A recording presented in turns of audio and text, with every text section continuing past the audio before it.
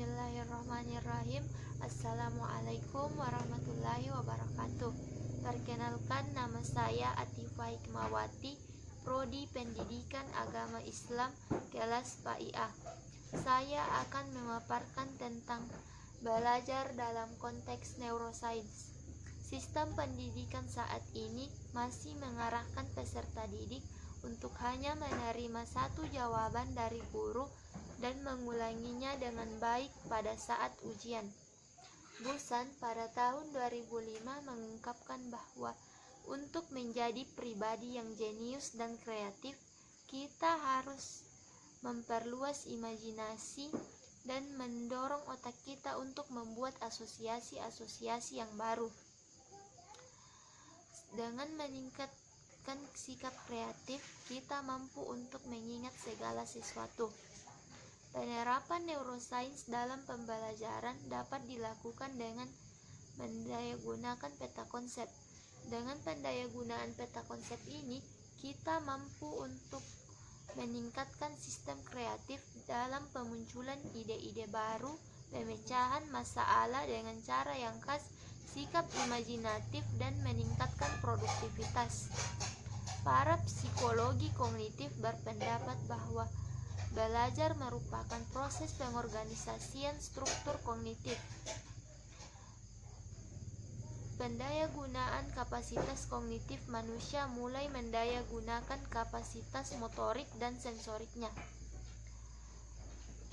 Argumen yang dikemukakan psikologi tersebut ialah antara lain kapasitas sensori dan jasmani. Kapasitas sensori jasmani seorang bayi tidak mungkin dapat diaktifkan tanpa adanya pengendalian sel-sel otak dari bayi tersebut. Pengetahuan merupakan sesuatu atau tindakan yang dilakukan oleh manusia atau dalam kegiatan seperti pembuatan skema, pembuatan kategori, konsep, dan pengetahuan lainnya yang masih banyak. Proses ini terus-menerus berjalan sesuai dengan reorganisasi karena adanya pemahaman yang baru. Cara untuk mengoptimalkan pola pikir dan mengoptimalkan fungsi otak, yaitu dengan cara relaksasi, yaitu rileks seperti saat bertapa. Tapi di sini kita harus mempersiapkan diri untuk dengan cara berdoa untuk belajar supaya diberikan kenyamanan pada saat belajar. Taksonomi merupakan suatu pembelajaran yang sangat penting. Taksonomi dapat dilakukan dengan pembelajaran dan pelatihan guru. Namun sampai sekarang taksonomi jarang dilakukan oleh guru dalam pembelajaran untuk mendidik muridnya. Seharusnya taksonomi dilakukan karena taksonomi memiliki peran penting untuk meningkatkan minat belajar siswa dan meningkatkan pola pikir, apalagi siswa yang memiliki kelemahan dalam berpikir. Ada 5 kegiatan yang dilakukan untuk meningkatkan pola pikir dan meningkatkan fungsi otak. Yang pertama, memori. Memori merupakan fungsi otak kognitif yang paling penting seperti pemahaman, membaca dan menghitung. Contohnya yaitu ketika kita sedang mendengarkan musik yang belum diketahui dan mencoba untuk menghafalkannya.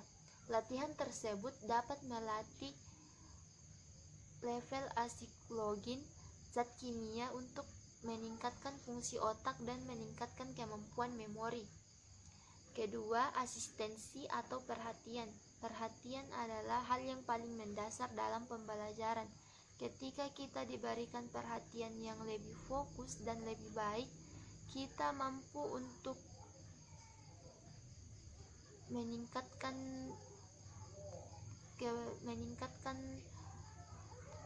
pembelajaran yang lebih fokus walaupun ada suara yang mengganggu. Bahasa. Dalam berlatih bahasa, kita dapat memahami, mendapatkan kata-kata baru dari bahasa, memperkaya diksi dan memiliki keulesan dalam berbahasa.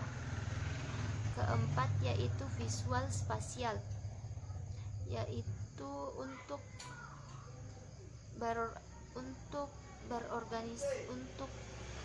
melakukan